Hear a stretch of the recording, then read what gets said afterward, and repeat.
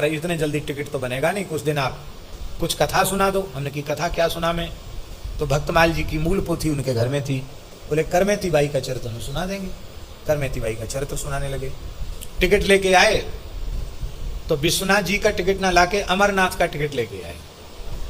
बोले दिल्ली से श्रीनगर की फ्लाइट है, वहां से हम लोग अमरनाथ जाएंगे दर्शन करने, और सबका मन हो गया कि महाराज जी के साथ चलेंगे तो बढ़िया हो जाएगा।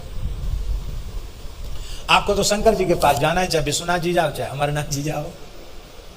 चले गए, अमरनाथ जी है आए, और जो समय उन्होंने बताया था उस समय गए, लेकिन किसी वस्तु के अभाव की अनुभूति नहीं हुई। भगवान ने दिखा दिया कि एक पैसा नहीं होगा तो भी गाड़ी वाले तैयार खड़े रहेंगे, और एक कपड़ा नहीं होगा तो भी कपड़ा मिलेगा, भोजन भी मिलेगा, और तुम्हारे पास रिक्शा भाड़ा ना हो तो भी हवाई जहाज के टिकट की व्यवस्था हो जाएगी। ये भगवान ने दिखा दिया। कोई प्रतिकूलता नहीं हुई, बढ़िया से अमरनाथ जी का दर्शन, वैष्णव देवी का दर्शन सब कर करा के चले आए। और नहीं तो आज तो अब जाना बहुत मुश्किल है, उस समय हुआ है सो हुआ है। आए फिर बाद में पूज्य गुरुदेव शिव खाकचौक वाले महाराज जी के निकट आ गए। महाराज जी तो बड़े दुखी थे, प्रसन्न हो गए, हमारे हाथी प्रसन्न हो गए। स्वप्न में आकर महाराज जी बोले, हे बहुत भटक लिया, आजा, सब जगह हो आया, आजा, मैं वृद्ध हूं, आजा, ऐसे कहा उन्होंने स्वप्न में।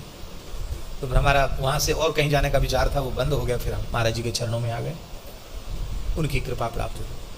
फिर हम आचार्य जी के पास गए, ज्ञान गुदरी वाले आचार्य जी के पास। उनको मैंने बताया, मैंने कहा महाराज आया तो सही, ज्योतिष का योग तो आया, लेकिन कष्ट बिल्कुल नहीं हुआ। तो हंसने लग गए, बोले हाँ, भगवान के शरणागत जो जीव हैं उनका कभी अनिष्ट नहीं होता है, अच्छा ही होता, मंगल होता है, अच्छी बात है, ये उन्होंने कहा। तो ये अनुभव की बात है। आप नाम मात्र के लिए भी भगवान के हो जाओ तो अनुकूल है ही है, प्रतिकूल परिस्थिति भी आपके लिए भजन सत्संग को देने वाली होगी, आपका कुछ बिगड़ेगा नहीं।